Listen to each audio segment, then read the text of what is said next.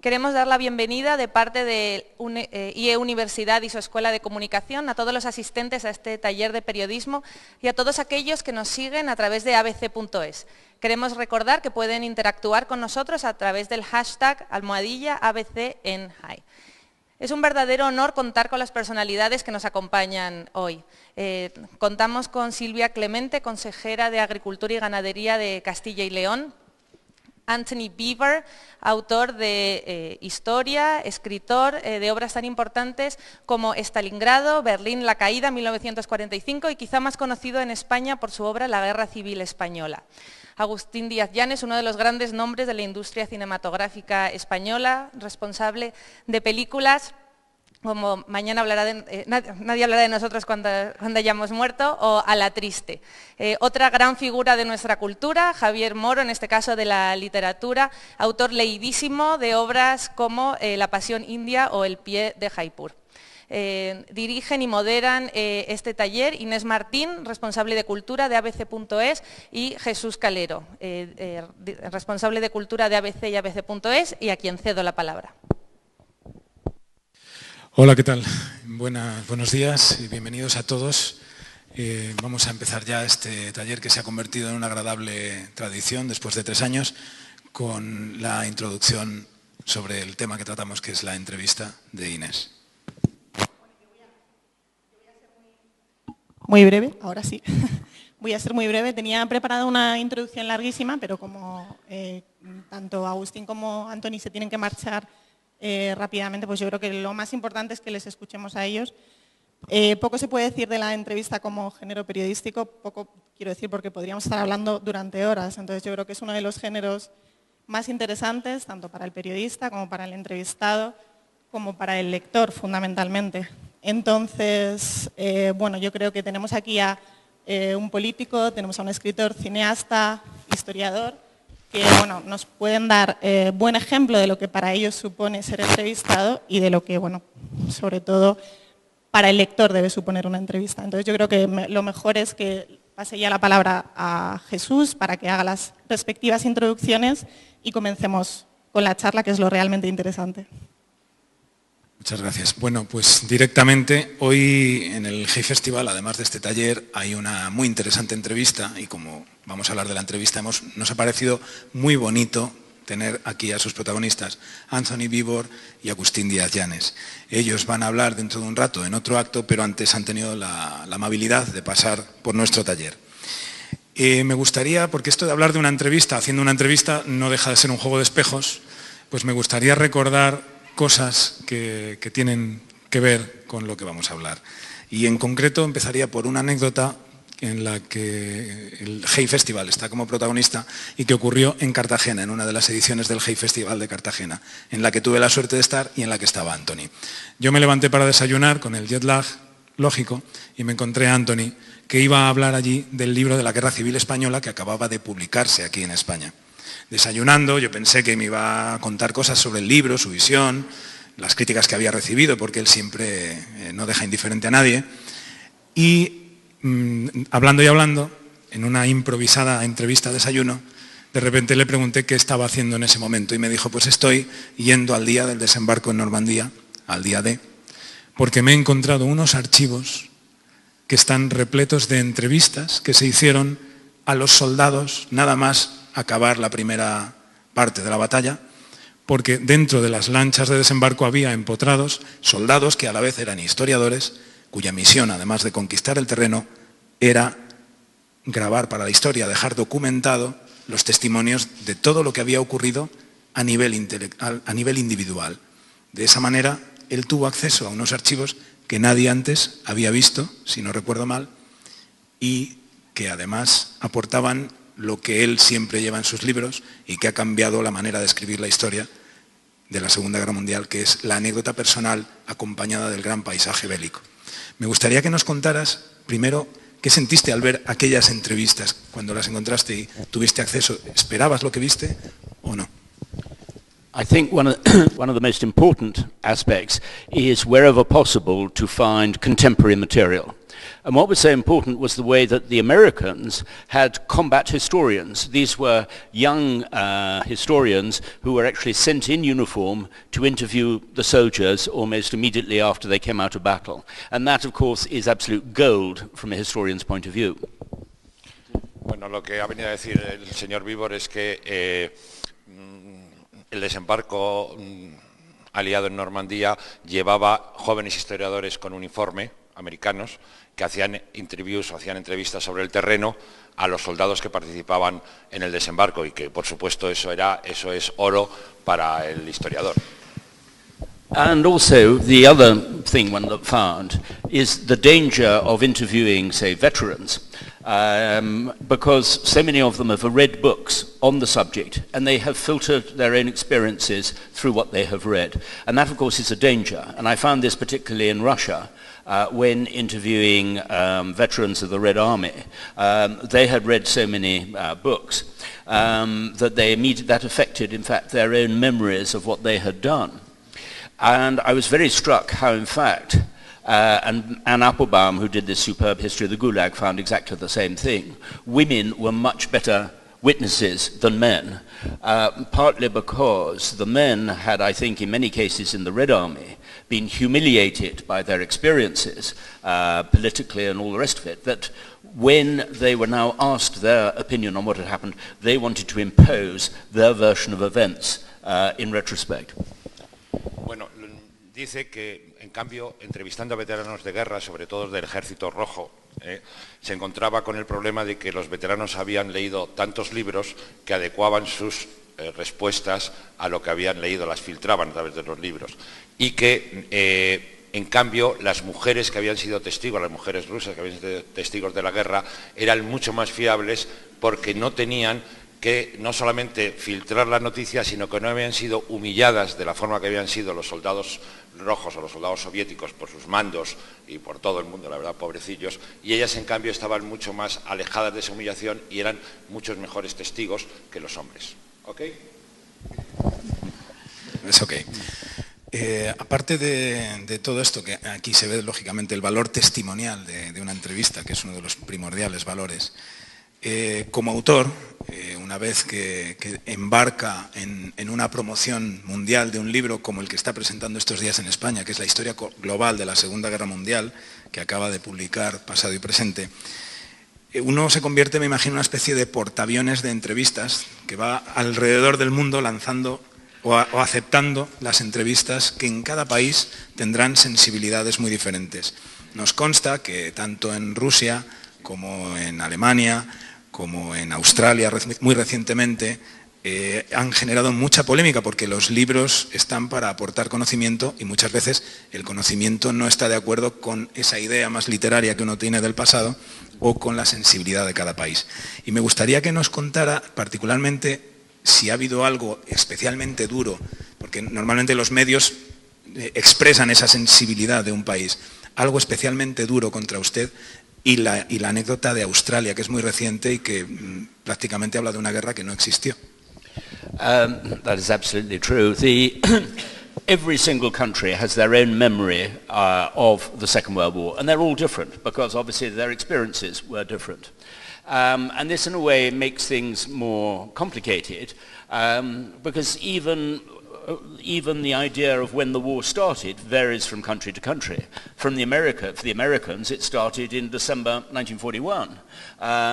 For the Russians, it started in June 1941. For the Chinese, it started in 1937. So one has to understand the way that the Second World War was an amalgamation of different conflicts. And this is terribly important because unless one accepts that, unless one understands that, one is not going to see through, if you like, the complications of this huge conflict which affected the whole world. Maybe.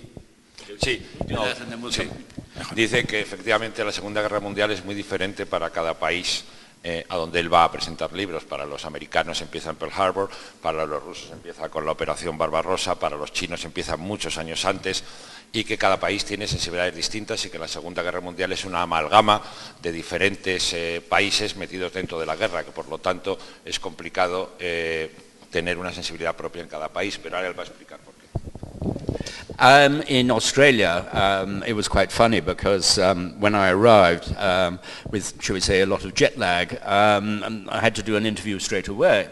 And they immediately started asking me about the Battle for Australia. Now, the Battle for Australia is actually a concept which has been created by politicians. The idea that the Japanese really were going to go and invade Australia. Now, one knows, both from Japanese records and elsewhere, that this actually is completely untrue. It was purely, as I say, a politician's invention. But I wasn't absolutely certain about this anyway, so when I said, listen, there wasn't a battle for Australia in that sense, and then I saw the headline in the paper the next day, I thought, oh dear, I've already started to make a serious diplomatic gaffe in Australia on arriving. But fortunately, all the Australian politicians, all the Australian historians said, yes, you're absolutely right, there was, it was a complete invention. So I felt slightly more relieved after that. But I think that it shows the way that history, and particularly the history of the Second World War, has become a political football. And it's one of the great dangers, because the great danger is that the Second World War is the dominant reference point for every conflict and every crisis. And one sees this in the Eurozone today, whether it's Angela Merkel being compared to Hitler. Sí, bueno, ha empezado hablando de cuando llegó a Australia y entonces le preguntaron por la batalla de Australia, que era la supuesta invasión japonesa a Australia, que, como dice bien Vibor, jamás existió en la mente de los japoneses y solamente existía en la mente de los políticos australianos, y que, claro, él dijo que no existía tal invasión, que nunca había existido esa idea, y se encontró con que en los periódicos aparecía una headline o un titular que decía: Vibor dice que no existe la batalla por Australia, con lo cual fue un gran gaffe diplomático, pero que los historiadores australianos estaban de acuerdo con él. Y entonces ha hilado la cuestión con una cosa muy interesante, que es que efectivamente la Segunda Guerra Mundial ha tenido tanta importancia que se emplea, que todos son comparaciones con la Segunda Guerra Mundial, es decir, pues desde, ya lo contó en su libro, pero lo cuenta ahora, por ejemplo, pues la comparación de Angela Merkel con Hitler, y estas comparaciones bastante poco históricas que se hacen entre acontecimientos de ahora y acontecimientos de la Segunda Guerra Mundial. ¿Me he quedado algo? ¿Se me ha olvidado algo? No. Creo que no. Gracias. Only just one thing to add, and that is that what one has to realize is that historical comparisons, historical parallels are extremely dangerous. We saw that with Bush comparing the 11th of September with Pearl Harbor, with Tony Blair comparing Saddam Hussein to Hitler. It is very, very dangerous indeed. Sí, dice que las comparaciones históricas son muy peligrosas, que hemos visto cómo Bush comparó las Torres Gemelas con Pearl Harbor, que Tony Blair comparó la guerra de Irak con Hitler, a Saddam Hussein con Hitler, y que efectivamente que las comparaciones históricas de ese tamaño y de ese calibre que son muy peligrosas. Lo cual nos lleva a que la entrevista tiene siempre un valor polémico, y es mejor que lo tenga porque abre debates muy necesarios, pero también puede tener un aporte, como en este caso de Australia, de conocimiento que otros historiadores han podido reconocer a su vez. Y eso nos lleva directamente al valor de recuperar la historia. Muchas veces, por las comparaciones torpes de algunos políticos que no entran en el valorar de una manera contemporánea bien los hechos, no se puede tampoco dejar de traer las historias ocultas. Eso ocurre mucho en su último libro, con, por ejemplo, las atrocidades en la guerra de Asia, con los japoneses que llegaron a practicar canibalismo, pero también ha sido el leitmotiv del día D, de Normandía, con las atrocidades de ambos bandos, y también de la invasión de Berlín por las tropas soviéticas, donde también ocurrió lo mismo. ¿Cómo podemos aceptar esos episodios tan oscuros de una manera serena? Porque yo no sé si al mismo historiador, cuando los conoce, se le mueve la sangre. Y yo no sé cuál es la visión que usted tiene para que, de alguna manera, el debate en la sociedad no se envenene por un pasado oscuro y doloroso. It is very difficult, particularly for historians, when you need to keep, as you say, a calm view. I remember with Stalingrad and the research in the Russian archives, for years afterwards it was impossible to look at a plate of food without thinking what that would have meant to 10 people or whatever there. And then the horrors of the mass rapes in Berlin and with the cannibalism organized by the Japanese army at the end of the war. I mean, I remember that my Russian colleague, Luba Vinogradova, I mean, she was often in tears straight away when we were reading this material. I found it would hit me a few days later. You have to get the material with as little emotion as possible, and then only afterwards can you start to sort of analyze it in that particular way. But I think that this is always going to be a major problem for historians. It's also a problem in what do you keep in, what do you leave out. I mean, some of the things are so horrific that they are the pornography of war. And this is where I find you have to show your text to other historians, because you're too close to it, you cannot judge, you need another fresh pair of eyes.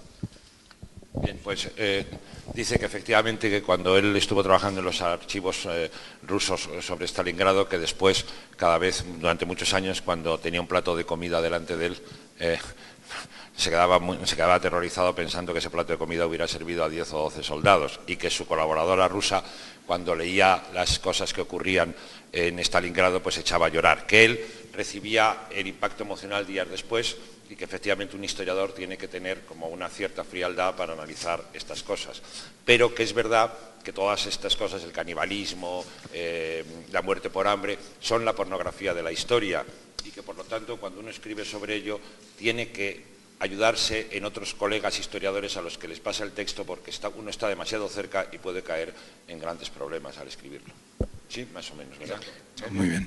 Y pasamos de la entrevista como conocimiento a la otra cosa que es la más bonita para todos los profesionales, que es la entrevista como noticia.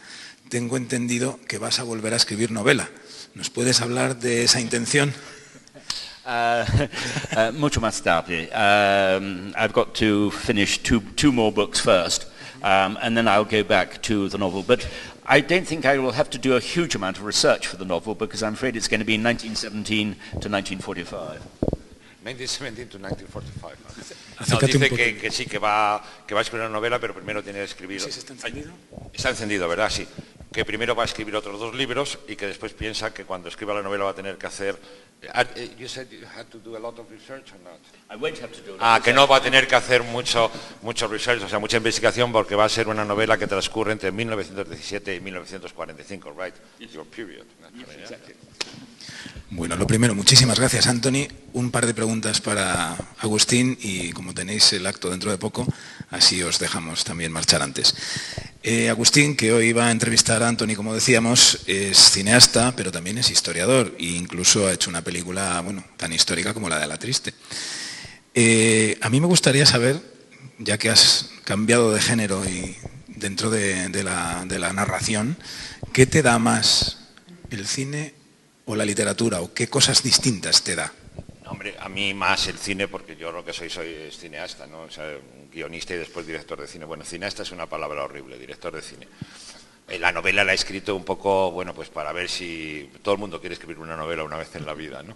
No, pero el cine mucho más, y sobre todo, bueno, cuando haces películas grandes tipo A la Triste, pues entonces, que entonces parece que de verdad eres un director de cine, porque mueves a mucha gente y tal. El cine es más, o sea, la literatura es muy íntima y el cine es bestial. En A la Triste yo tenía 300 personas todos los días, no diría a mis órdenes, pero por lo menos que tenía que dirigir, ¿sabes? Y sin embargo, ¿qué da la literatura que el cine no dé? Hombre, la literatura yo creo que te da una gran tranquilidad, sobre todo a ciertas edades como la mía, porque el cine, rodar es un ejercicio físico bastante grande, ¿sabes? Y mental. Y la literatura, pues por lo menos la que yo he escrito, que es que te metes en tu casa y puedes, primero vives una vida tranquila. Después tiene una cosa fantástica con respecto al cine, que es que tú cuando escribes un guión de cine siempre estás asustado, porque se tiene que hacer, y para hacerse un montón de dinero tienen que ponerse detrás tuyo. Y entonces cuando haces la película ya y la ruedas, entonces vives aterrorizado, porque todos los días que tú estás rodando, como un día falles, es mucho dinero el que los productores pierden, y vives muy agobiado todo el tiempo. Mientras que la novela, a ti no te gusta lo que has escrito, lo tiras o lo rompes y lo único que has gastado es, en mi caso, café, Coca-Cola Light, que es lo que bebo cuando escribo, y papel y tinta de ordenador. Son dos cosas muy distintas, creo que no tienen nada que ver, ¿sabes? Muy bien. Y ya que vas a entrevistar a Antony, me gustaría inventar un género que sería la pre-entrevista. ¿Hay algo especial que quieras saber hoy de él? No lo va a contar él, pero... Hombre, sí, que le quiero preguntar, pero ya, hombre, depende un poco de lo que el público quiera hacer también, ¿no? Pero sí que le quiero preguntar, aparte de las preguntas sobre su libro, que es un libro, por cierto, extraordinario, vamos. Le quiero preguntar cómo lo ha escrito, macho. Cómo ha logrado meter, o sea, cómo... Físicamente, tú sabes que la gente que escribimos, aunque sean guiones y tal, todos nos preguntamos cómo escribes, a ver, qué ordenador tienes, después corriges con pluma, a qué hora te levantas. Lo que quiero preguntarles es cómo ha podido escribir esas 1000 páginas con esa información tan bestial, cómo ha manejado esa documentación. También organizada. ¿Y hay algo que te intrigue de él como historiador que también le vayas a tratar? No, como historiador me intriga todo. Yo soy un súper fan de Antony, que la acabo de conocer, por cierto, o sea que no le estoy haciendo la pelota porque me conocí. Y yo leí por primera vez Stalingrado. Cuando salió Stalingrado lo leí en inglés porque me lo regalaron además un íntimo amigo en Inglaterra, y me pareció, hombre, yo que he hecho historia y que he tenido un profesor de historia que me hacía leer a Gibbon y me hacía leer a Steve Runciman y me hacía leer todas esas cosas, me pareció, lo voy a decir en la presentación, yo no puedo decir ahora, me pareció, junto con La caída de Constantinopla, la mejor monografía que se había escrito nunca en inglés y en castellano, me da igual, ¿sabes? Y entonces me emocionó tanto que me convertí en un fan de Gibbon. Y entonces se lo dije a Javier Marías, y entonces, después de una votación, conseguimos que además nuestro amigo Gibbon fuera duque del Reino de Redonda con el título de duque de Stalingrado. Que es otra que es otra cosa en la que estamos. Otro honor que debe sumar incluso al de pertenecer al 11º de Úseras. Sí. Bueno, a mí me gustaría saber también, a ti te han hecho 1000 entrevistas, sí. Seguramente hay algo que te ha pasado que no te esperabas y que no fue o... Hombre, me ha pasado una cosa que no me esperaba, pero que ya me espero cada vez más, que he entrado en una entrevista y me han saludado diciéndome, hombre, señor Gómez Pereira, ¿sabes? O señor fulanito y tal, y decía, muy bien, encantado. Yo al principio, esa cosa de que tienes así un poco de gol atrás, decía, yo no soy tal, pero ya alguna vez he contestado, ¿sabes? Está muy bien. He interpretado el personaje. Un heterónimo, sí, digo, siempre viene bien. Hacer, ¿no? Sí, me he encontrado de todo, la verdad. Sí. Está muy y bien. En el extranjero mucho más, porque claro, en España todavía te conocen, en el extranjero me han dicho cosas tremendas, ¿sabes? Y digo, bueno, sí, yo les voy contestando y después, total, ¿sabes? También estoy acostumbrado que si es en España la entrevista sale, si es en el extranjero normalmente te entrevistan 14 horas y nunca sales en ningún sitio, que es muy bueno para que te quita mucho problema de ego. He hecho 14 entrevistas y no he salido en ningún lado, es fantástico. Y ya para terminar, ya que aquí en España salen las entrevistas, o salen más a menudo, y delante de los alumnos de esta universidad, del E-School of Communication, me gustaría saber si tú te sientes reflejado habitualmente en las entrevistas que se publican sobre ti. Yo le diría a los alumnos, que veo que son jóvenes, le diría a los alumnos que por favor, una cosa que es, bueno, no lo toméis a mal, pero que no hagan la misma pregunta que hizo la anterior, es decir, o sea, por ejemplo, a mí me han preguntado fácilmente 1.000.000 de veces ¿qué tal te llevas con Arturo Pérez Reverte? Desde hace 7 años. La verdad es que me llevo muy bien, pero llega un momento que me dan ganas de decir, no, me llevo mal, a ver qué pasa, ¿no? Llevo 7 años con la misma pregunta. Entonces, sí que creo que la entrevista, yo sé que tienen poco tiempo, casi todos son becarios, les pagan muy poco y tal, pero creo que la entrevista se está perdiendo un poco y debían preguntarnos cosas un poco más, ¿sabes?, para ver... Y sobre todo en algunos casos leerse el libro, ver la película, también es interesante. Eso es interesante siempre, sí. ¿Y con qué estás ahora? ¿Qué proyectos Pues ahora tienes? estoy terminando un guión para hacer en película, si se puede, está muy complicado. Y bueno, cuando lo termine, pues viajaré por el mundo intentando robarle dinero a la gente, a ver si lo hago, ¿sabes? O sea, está muy complicado ahora. Pues te deseamos mucha suerte, gracias, te agradecemos muchísimo también, igual que a Antony, que hayáis podido estar y bueno, pues a vosotros. Os rogaría un aplauso para ellos, ya que han tenido la amabilidad. Nosotros vamos a continuar entrando en terreno puramente literario con Javier Moro. Javier Moro ganó el Premio Planeta el año pasado y fue un 15 de octubre, que es el día en el que se falla el planeta. Ese reino de un año está a punto de acabar, dentro de apenas 2 semanas, Y siendo el premio que es, con la importancia que tiene, mediáticamente también, me imagino que al igual que Víbor, has debido de hacer una gira mundial o por medio mundo contando esa historia. ¿Se oye? Ahora. Ahora. Sí, acabo de regresar de la 4ª gira por Latinoamérica, antes de ayer, y me vuelvo a Brasil dentro de 2 semanas. Entonces es la maravilla del premio Planeta, ¿no? Que te hace, pues eso, dar la vuelta al planeta varias veces en un año y tener la posibilidad de que una editorial como el Grupo Planeta esté apoyando el libro durante un año también es una oportunidad de oro para un escritor. O sea, todo, ¿qué voy a decir del premio Planeta? Todos son cosas buenas, te quiero decir, que es que no. Ahora estoy a punto de acabar mi reinado de Miss Planeta 2011. El día 15 le entregaré la corona al próximo en Barcelona, pero el libro sigue su vida ya en el mundo entero, o sea, en otros países. La primera pregunta que me surge después de saber cómo ha sido este año para ti de intenso es, ¿se puede seguir escribiendo durante un año de promoción tan duro? No, claro que no.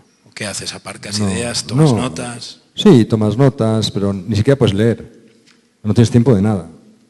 Es pura promoción y pura... Pero bueno, siempre ha sido así. Yo todos mis libros los he dividido en 3 partes. La parte de la investigación, que dura mínimamente un año y medio. La escritura, que dura también entre 12 y 18 meses. Y luego la promoción, que tiene que durar un año, por lo menos, si no más.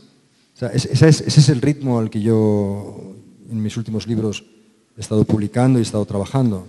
Porque es tan importante lo uno como lo otro, no puedes dejarlo manco tampoco. O sea, ahí cada maestrillo en la literatura tiene su librillo. Hay gente que detesta hacer promoción, hay autores que les da, les da sarpullidos el ponerse frente a una cámara Hay otros que no. A mí me gusta, porque además me parece que si no conozco al público que me lee, no he acabado de escribir mi libro. Porque esto es un oficio muy solitario, donde estás meses y meses encerrado con tus personajes en la cabeza y con una autodisciplina muy férrea para que salga el libro. Y claro, no conoces al último destinatario de tu trabajo hasta que vas a una feria del libro o vas a un encuentro como este o vas de promoción a Lima, Perú o a Colombia o a cualquier sitio. Ahí es cuando te encuentras con realmente las personas para las cuales has estado trabajando. Y para mí eso es importante. Me gusta oír lo que tienen que decir, me gusta charlar con ellos, me gusta ese feedback que tengo de ellos, y es cuando me da la impresión de que he terminado realmente el libro, cuando ya el lector me dice lo he leído y lo que le parece. El libro con el que ganaste el premio, El Imperio eres tú, además es un episodio histórico de Brasil. Sí. Has hecho gira por Iberoamérica, como estabas comentando. ¿En Brasil ha sido recibido de una manera especial o en el público portugués? En Brasil ha sido recibido siempre, todos mis libros son recibidos con polémica, y yo no sé por qué, porque no la busco, pero bueno, Lenin decía que nada hiere tanto como la verdad, y yo creo que tenía mucha razón en eso. Pero en este caso es más la reacción de un grupo de historiadores hipernacionalistas que han visto que un extranjero ha entrado a contar su historia y les ha molestado. Porque que Laurentino Gómez, el autor de un libro que se llama 1808, que es un gran bestseller y un gran libro, y para mí era un tipo que yo admiraba mucho, haya dicho el día que se publicó mi libro en Sao Paulo, este es otro ejemplo más de neocolonialismo de España con Brasil, es que hay que ser tonto para decir una cosa similar. Es que es como decir, no sé, hay Telefónica, Endesa y mi libro. Y vamos, porque yo creo que no hemos colonizado nunca Brasil, ¿no? No nos dejaron tratado. Pero es esa mentalidad arcaica que todavía tienen, y tienen sobre todo los intelectuales brasileños. El público, gracias a Dios, no. El público le gusta el libro y lo compra, y menos mal, y está funcionando muy bien el libro en Brasil. Porque además me están dando las gracias los propios brasileños de contarles la historia que ellos no saben. ¿Pero por qué no la saben? Porque la han boicoteado los propios nacionalistas brasileños, para quienes Pedro I era demasiado portugués. Aunque dio la independencia a Brasil, siguió siendo portugués de alma. Era medio español, medio portugués. Pero siguió siendo portugués y eso no lo aceptan. Y eso conocemos aquí muy bien el problema, en España. Brasil pasó lo mismo. Pero en el resto de los países de América Latina es yo diría que un enorme éxito Y yo me siento realmente un autor hispano, más que español. Porque cuando voy a la Feria del Libro de Bogotá y tengo 600 personas en la presentación, cosa que no consigo reunir aquí, o lo mismo en Medellín, o lo mismo en Lima, o lo mismo en Buenos Aires, yo me digo, mi patria es el idioma. Yo soy miembro de una comunidad de 500 millones de hispanos que hablamos más o menos el mismo idioma. Y eso me da una satisfacción enorme y sobre todo me hace ver el enorme poder que tenemos y que no estamos realmente nosotros como españoles utilizando bien. Es que tenemos un patio trasero con el que compartimos los mismos valores, el mismo idioma y con quien desgraciadamente desconocemos por completo. ¿Qué sabe un brasileño de la historia de Argentina? Nada. ¿Qué sabe un peruano de la historia de Colombia? Nada. ¿Qué sabe un español de la historia de Colombia? Nada. ¿Qué sabe un español de la historia de Portugal? Nada. Cero. Ese desconocimiento es trágico para nosotros. En el colegio se debería enseñar la historia de América, que también es la nuestra, y la de Portugal. Fundamentalmente. Entonces, si mi libro sirve para, de alguna manera, tender puentes y aprender a conocerse mejor, pues mira, cuanto mejor, ¿no? ¿Te has planteado ver a los críticos estos que denominas nacionalistas brasileños y que seguramente con esas críticas han impulsado mucho la polémica que ha hecho que el conocimiento sobre la aparición de tu libro llegara más allá? Sí, encima, contratarles un poco en plan marketing. Encima ayuda. Sin quererlo ayudan, pero no es agradable porque no es justo. No es justo que te digan, ese libro está plagado de errores, porque eso es difamar. Eso sale a mí, que me digan, ¿qué errores hay? Cuéntame, ¿cuál es el error? Porque yo me he estado currando esto 2 años, he estado documentándome en la Biblioteca Nacional de Río de Janeiro durante días y días, en la Biblioteca de Ajuda, en Lisboa, he estado dime qué errores históricos hay. Una cosa es un error histórico, otra cosa es una diferencia de opinión sobre la interpretación que se hace de la historia. Pero claro, ellos lo que van es a quitarte en medio, porque ven que un extranjero llega a su jardín a comerles de alguna manera el terreno. Es una mentalidad pues lamentable, en el sentido en que solo propicia la división. Pero gracias a Dios el público no es tonto.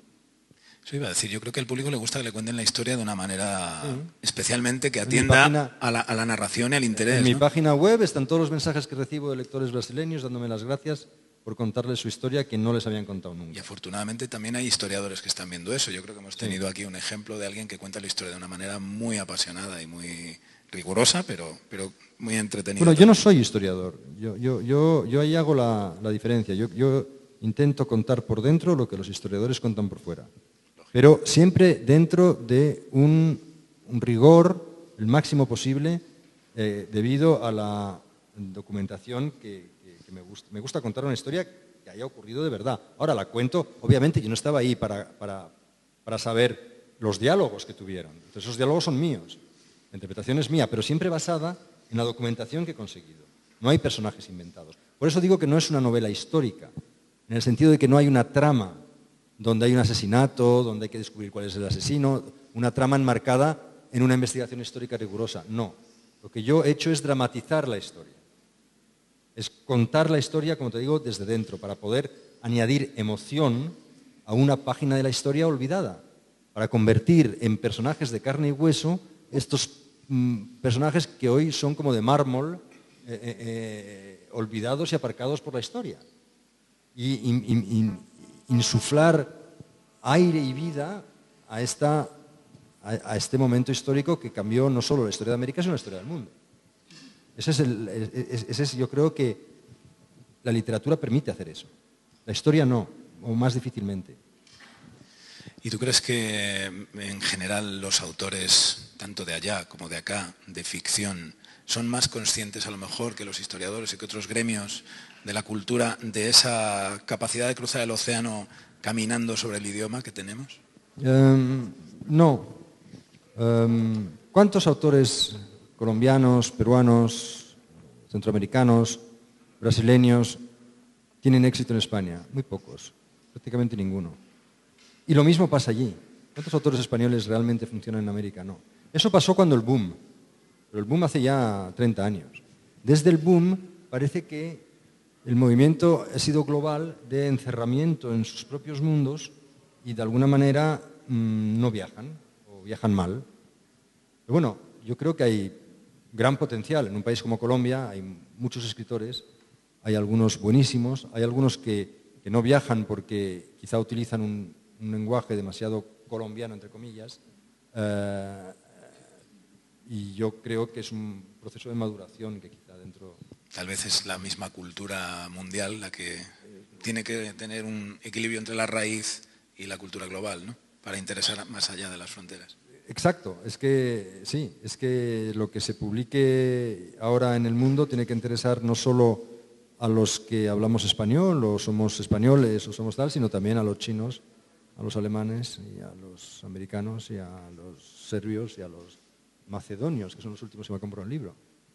Evidentemente.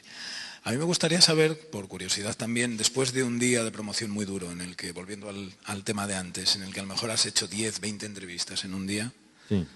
¿Tú cuando acabas, cómo estás? Depende. Bueno, cansado suelo acabar. Pero yo también hago entrevistas, y muchas, cuando hago mis libros. Porque yo investigo y, por ejemplo, era medianoche en Bhopal, no sé, debí de hacer 300 entrevistas, ¿no? Gente se me echaba a llorar, recordando lo que... Fue duro. Entonces cuando yo soy entrevistado, yo noto una grandísima diferencia, hay una enorme diferencia entre el periodista que se ha leído el libro, aunque sea diagonalmente, el que llega porque le han mandado de redacción, oye, cúbreme esto. Y entonces, la pregunta de siempre, como decía antes Agustina, le preguntan cómo se lleva con Pérez Reverte, a mí me preguntan, ¿cómo has descubierto el personaje de Pedro I? Me lo han preguntado 1584 veces en los últimos meses. Yo creo que, ¿y cómo has descubierto este personaje? ¿Y por qué este personaje? Entonces, el que ha leído el libro no me pregunta eso. Es tanta la diferencia entre un periodista que viene a entrevistarte habiendo leído el libro, entonces ya la entrevista se convierte en una conversación amena, interesante, y yo me lo paso bien. En cambio, el periodista que mandan a cubrir el tema y que le importa 3 pitos lo que tiene que cubrir, pues claro, la entrevista es un rollo. Eso cansa más que cualquier otra cosa. Siempre se ha dicho que no hay realmente malos periodistas, sino malos jefes, probablemente.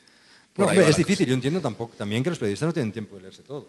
Pero y en ese sentido, ¿tú crees que eso, bueno, es igual, sí, yo creo que no. En ese sentido, ¿tú crees que eso va empeorando con el paso del tiempo? ¿Antes no te pasaba? Es decir, Sí, siempre ha pasado. Siempre, o sea, no es una... Y no creo que vaya empeorando. Y creo que depende de las personas. Hay becarios que a lo mejor no cobran nada y que les mandan a hacer eso y que se han empollado el libro porque quieren hacerlo bien y porque les interesa el tema. Y luego hay gente que lleva toda su vida trabajando, cobrando un sueldo y que tiene la costumbre de para ellos es mecánico, ahora un libro más. Yo creo que en la base de una entrevista, no sé tú lo que sientes como entrevistado y también en el caso de cuando estás elaborando las novelas como entrevistador, yo creo que la base es la curiosidad. En el momento en el que se pierde la curiosidad por el personaje, por el tema, la entrevista está muerta. No, por supuesto, pero curiosidad siempre puedes simularla. Viene un tipo que no le interesa el tema porque no le interesa, o porque tiene 3 cosas que hacer, o porque ese día tiene la mujer enferma, o yo qué sé, viene porque tiene que hacer su trabajo y puede interesarlo o no, intenta buscar algo de interés, pero es que la entrevista, la buena entrevista es donde se comparte algo. Cuando se establece un diálogo... Cuando se comparte. Que se termina convirtiendo en un relato prácticamente. Claro, la buena entrevista es la entrevista donde el entrevistador y el entrevistado se lo pasan bien. Que cuando quiero decir se lo pasan bien, ambos sacan algo interesante de la charla, del encuentro. Esa es la buena entrevista. ¿Y te ha pasado alguna vez que después de una entrevista hayas mantenido, no te voy a decir una relación de amistad, pero sí que hayas... por supuesto. ¿Sí? Oh, sí, muchas veces. Muchas veces. Yo de cada libro yo empeño 3, 4 años de mi vida en cada libro. Y la investigación suele ser larga porque me gusta. Me gusta hacerlo y me gusta. Y conozco a mucha gente y muchos de los que entrevisto acabamos teniendo una relación y viéndonos y de hecho con algunos grandes amigos. ¿Y en el caso de periodistas? En el caso de periodistas también. En el caso de periodistas te puedo decir que también. Hay periodistas indios estupendos y como ahí he tenido yo problemas gordos de lo mismo, ¿no? Los que me han ayudado son gente que se han arriesgado a, digamos, no acatar la línea oficial y esa gente yo les estoy especialmente agradecido y vamos, para mí son amigos. Y cuando necesito pasar un mensaje a la prensa de la India, por ejemplo, lo hago a través de ellos, porque sé que con ellos son leales y no me van a transformar lo que yo digo y todo esto, ¿no? Muy bien. Ya para terminar, ¿qué le deseas al próximo Premio Planeta? Con la que le espera, que tú lo sabes muy bien. Porque se lo pase también como yo. Muy bien. Por lo menos. Pues muchísimas gracias, Javier. Pasamos a otro aspecto muy importante de la entrevista, que es la entrevista política, y tenemos el lujo de tener aquí a un miembro del Gobierno regional, a Silvia Clemente, que además es segoviana, y que antes de ser la consejera de Agricultura, que es el cargo que ahora tiene, también fue consejera de Cultura en Castilla y León. A mí me gustaría saber, porque lógicamente el político se enfrenta a los periodistas de una manera bastante distinta a la de un escritor. Es probablemente más consciente de que en muchas ocasiones juega en un terreno hostil. ¿Cómo se prepara uno mentalmente o incluso profesionalmente para poder sortear esas dificultades? Bueno, pues yo siempre preparo una entrevista con toda la información que tengo que tener de lo que vayamos a hablar. Si vamos a hablar de algo de actualidad o vamos a hablar de un sector productivo, yo lo que hago es siempre recabar todos los datos que tenemos sobre el tema, la respuesta que hemos dado si se ha suscitado un problema, básicamente recopilando la máxima información posible para ser capaz de gestionarla y administrarla durante la entrevista. Y se plantea a veces, porque hay veces que la manera de preguntar también incluye un cierto mensaje que me imagino que el político tiene que intentar que no anule el mensaje que hay en los datos que él quiere dar. ¿Se plantea un poco como una partida de ajedrez en ocasiones? Sí, claro, muchas veces. Las preguntas muchas veces están cargadas de intención. Y es difícil llevar la respuesta por el camino adecuado, porque si en un tema además, en este caso ahora desde que soy responsable de Agricultura y Ganadería, que es más compleja y que el conocimiento de todo lo que está dentro de este sector tiene muchas variables, porque interviene la política agraria comunitaria, interviene la política nacional, la política regional, la realidad. Es a veces muy difícil encaminar la respuesta cuando la pregunta está cargada de intención perversa. Y además, me imagino que es consciente que en los últimos tiempos hay que reconocer que hay una dificultad añadida, y es que la percepción que tiene la ciudadanía a veces de los políticos es más dura por la situación que hay, y me imagino que todos esos significados subyacentes, pues para que salga la parte que el político quiere comunicar, porque al final esa es la estrategia, ¿no? Contar lo que se hace, que lo decía ahí en la puerta hace un momento, tiene esa dificultad añadida. Yo no sé cómo es la percepción. Sí, la verdad es que este es un momento muy duro desde ese punto de vista, en el que yo también creo que los medios de comunicación se han cebado con la clase política. No solo porque los ciudadanos puedan tener esta idea. La imagen que perciben los ciudadanos en una gran parte la construyen los medios de comunicación. Y hay una animadversión generalizada sobre el trabajo que realizamos en este momento los políticos. Muy injusto, porque como en cualquier otra profesión, pues podemos tener individualmente más aciertos o más errores, y es tremendamente difícil explicar en este momento y darle credibilidad a lo que dices cuando hay un clima de desconfianza en la clase política, que además está abonado por la situación de crisis económica, que es la que más duele. Porque cuando alguien tiene dificultades para encontrar un trabajo, cuando alguien tiene dificultades para pagar todo lo que es su vida cotidiana de su familia, pues necesita buscar culpables, y es muy fácil que los culpables sean los que están al frente de lo público. Es es así, desde luego, pero lógicamente en el coro de medios de comunicación, que cada uno tiene su voz, su perspectiva, lógicamente hay que, probablemente con más importancia que nunca, ser capaces de establecer o de restañar en parte ese diálogo con la sociedad.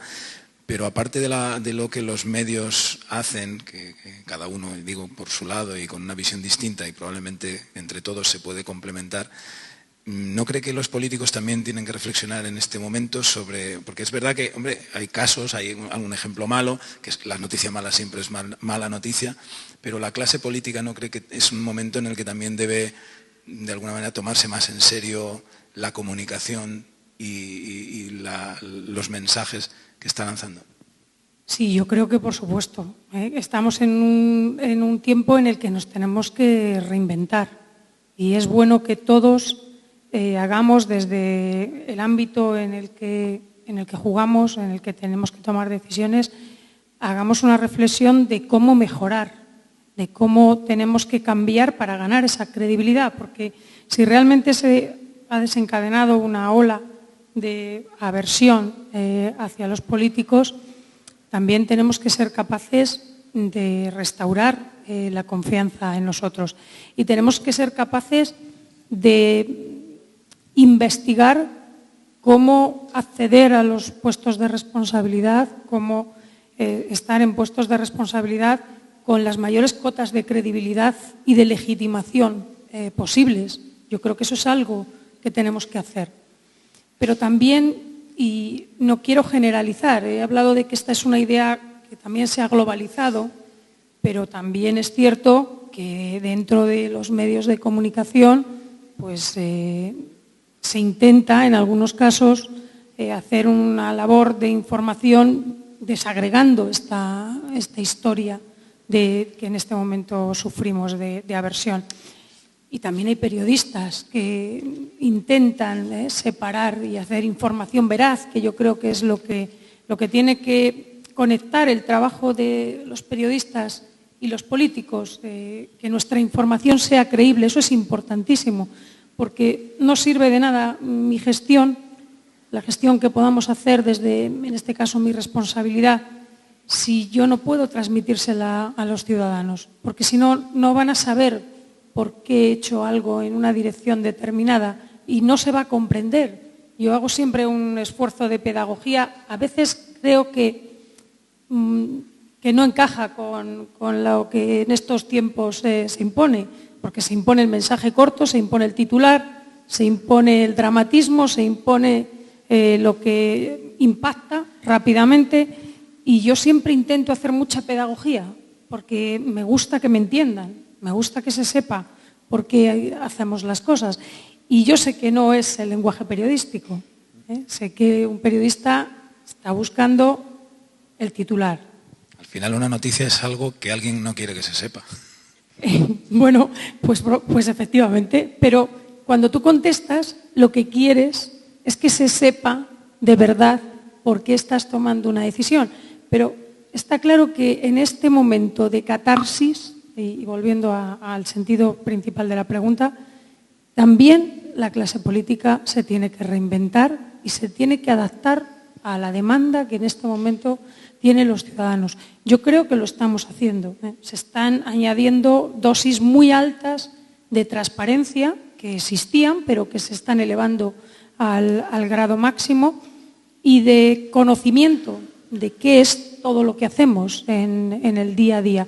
Porque hay muchos tópicos también sobre la actividad política que no responden a la realidad y es necesario desmontarlos. Sí, probablemente tiene mucho que ver con lo que decía Javier antes, perdona, que en el sentido de que si se llega a compartir una conversación siempre se descubren cosas, ¿no? Claro, ves al otro como otro. Sí, lo bueno de compartir la conversación es que acabas tú también aprendiendo algo del entrevistado, pero en el tema de la política también es verdad que hay mucha renuencia a mucha reticencia a poner en cuestión el propio sistema, que favorece situaciones no del todo justas.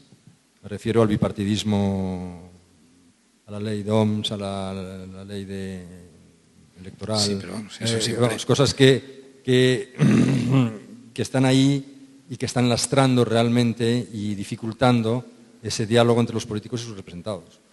Pero tiene que ser a través de la ley, como es lógico, esa reforma que siempre que nunca llega. A mí me gustaría también saber si se siente reflejada o a veces maltratada, sobre todo en términos de entrevista, ¿verdad? Hay muchas noticias que me imagino que tienen que ver con la actividad que desarrolla y esas pues no entran dentro, digamos, del objeto de este aula. Pero me gustaría saber si por general se suele sentir bien reflejada o cree que, bueno... En general me siento bien reflejada, porque yo sí que cuido mucho el mantener unos niveles de comunicación siempre muy fluidos, porque lo hago a todos los niveles, no solo con los medios de comunicación, también internamente con los agentes económicos y sociales que participan de mi responsabilidad. Mantengo siempre un diálogo muy intenso e intento que sea igual con los medios de comunicación, porque creo que si eres capaz de transmitir, si eres capaz de estar disponible para cualquier duda, para cualquier cuestión que pueda surgir en el momento, eso hace que la información sea más completa. Y yo siempre estoy disponible, es decir, que mi capacidad de trabajo, pues la verdad es que suelo estirarla todo lo que puedo y eso me permite sentirme bien reflejada, pero fruto también de un esfuerzo de comunicación muy alto. Y hay otro tema que a mí me gustaría tratar por motivos evidentes y es que, lógicamente, ha llegado el momento de que los políticos también sean más prácticos y busquen la manera, desde luego, más eficiente y con menos coste para ayudar. En el caso de la agricultura en Castilla y León hay una nueva iniciativa que no es del todo nueva, ya tiene algún tiempo y que además la tenemos aquí detrás hoy presidiendo este diálogo. A mí me gustaría saber cómo surge esta idea de crear esta marca y con qué fin. Pues esta idea surge precisamente con el fin de conectar con quien compra. Quien compra alimentación es la sociedad, es el consumidor en general. Y esta es una comunidad autónoma con una diversidad de producciones enorme, tan grande como su territorio. Y eso tiene una ventaja, y es que somos grandes productores, pero tiene el inconveniente de que no somos conocidos por todas nuestras producciones. Por eso surge esta idea, colocarnos en los mercados de acuerdo con las demandas de compra que tiene el consumidor. Un consumidor en este momento, como en casi todo lo que hace en la vida, compra muy deprisa y quiere ir a comprar a la tienda e identificar rápidamente lo que se quiere llevar, con un parámetro casi siempre ligado a calidad, que esa suele ser la principal marca para el consumidor, la calidad y el sabor, por eso está, y el origen, por eso está en la marca. Y decidimos poner en marcha una enseña, una identificación para toda la producción agroalimentaria de calidad de Castilla y León. Y así nació Tierra de Sabor, también desvinculándolo de todo lo institucional. Creo que esa es una de las razones también de éxito. No tiene, como podéis ver, ningún logotipo ni nada que le haga parecer institucional, porque la marca no era para la Junta de Castilla y León, aunque se promoviera desde aquí, es para la industria agroalimentaria y abarcar, ser el paraguas de algo que es muy importante en esta comunidad, como es nuestro sector agrario y la transformación alimentaria que realizamos. Se dan casos muy curiosos y antes, hablando con uno de sus colaboradores, estábamos hablando del queso, uno de los productos estrella de la tierra, que además dentro de un ratito vamos a poder probar, y que, por lo visto, la producción de leche destinada a queso en buena parte sale de aquí para formar quesos de otras marcas, de otras zonas de España. ¿Esto puede frenar esa falta de visibilidad, ¿no? Claro, sí. Esta marca tiene un objetivo a largo plazo, es dar nombre a nuestra agroalimentación y conseguir mayor valor añadido para nuestras producciones, porque nuestras producciones se hacen con materias primas de esta comunidad. muy pocos territorios pueden avalar el origen de sus materias primas como lo hace Castilla y León. Nosotros somos los primeros en número de cabezas de vacuno de carne, los primeros en cabezas de ovino que producen leche, los primeros o segundos, dependiendo del momento, en ganado porcino. Nosotros tenemos la cabecera de todos los censos de producción, los primeros en producciones vegetales, y necesitamos que eso genere valor económico, porque uno de los graves problemas que tiene el sector es que los agricultores y los ganaderos no cobran lo que les cuesta producir, porque en toda la cadena de producción hay demasiados eslabones que intervienen hasta llegar al consumidor y eso hace que el que más pierda sea el más débil, que es el agricultor y el ganadero. Y precisamente en los quesos, algo que es absolutamente desconocido en nuestro país, es que nosotros somos los primeros productores de quesos de España. Nosotros producimos un 30% del queso de este país y lo hacemos con nuestra leche. Nosotros no necesitamos leche de otras comunidades autónomas, ni de vaca ni de oveja, por supuesto, porque aquí se produce el 70% de la leche de oveja de España. Otros necesitan la leche de oveja de Castilla y León para hacer sus quesos, que eso no quiere decir que sea malo ni bueno. Quiere decir que nosotros garantizamos la trazabilidad al 100%, desde el origen hasta el final del queso. Y por eso hemos construido algo que permite identificar todos nuestros quesos, que es queso castellano unido a la marca que ya es más conocida en todo el territorio, que es Tierra de Sabor. Y estamos dando apoyo a explotaciones de ganado ovino que se reparten por todo el territorio de la comunidad y que es uno de los trabajos más sacrificados y que menos compensaciones económicas tienen. Por eso hemos iniciado este trabajo que empezó en el 2009 con la creación de la marca colectiva Queso Castellano, que ya vamos a tener una producción en este año cercana a los 5 millones de kilos de queso castellano y que vamos a hacer una campaña en octubre para que toda España conozca lo que es queso castellano y se produzcan las sinergias necesarias para que todos los quesos que realmente se producen en Castilla y León, cuando un consumidor llegue al lineal y quiera un queso de esta comunidad autónoma, solo tenga que mirar y ver el corazón amarillo y saber que se lo está llevando a casa. Y reconocerlo. Y esperemos que esta iniciativa y otras parecidas, desde luego en un momento en el que la economía se ha puesto tan dura, pues puedan llevar más visibilidad y por tanto más ayuda a explotaciones pequeñas, porque Castilla y León también está llena es muy rural, digamos, la población está muy dispersa. Y yo creo que hasta aquí, salvo que quiera añadir algo, no, muchas gracias, hasta aquí tenemos este diálogo que ha sido una entrevista y que ha querido enfocar la entrevista como género desde muchísimos lados, desde muchísimos aspectos y que ha tratado de convencernos de que la entrevista no deja de ser una crónica maravillosa de una buena conversación. Muchísimas gracias al Hay Festival, muchísimas gracias a IE School of Communication, a IE, por acogernos aquí y también, por supuesto, muchísimas gracias a Tierra de Sabor. Y creo que ahora vamos a poder disfrutar de una degustación de estos quesos que han estado presidiendo nuestro diálogo. Muchas gracias y buenas tardes.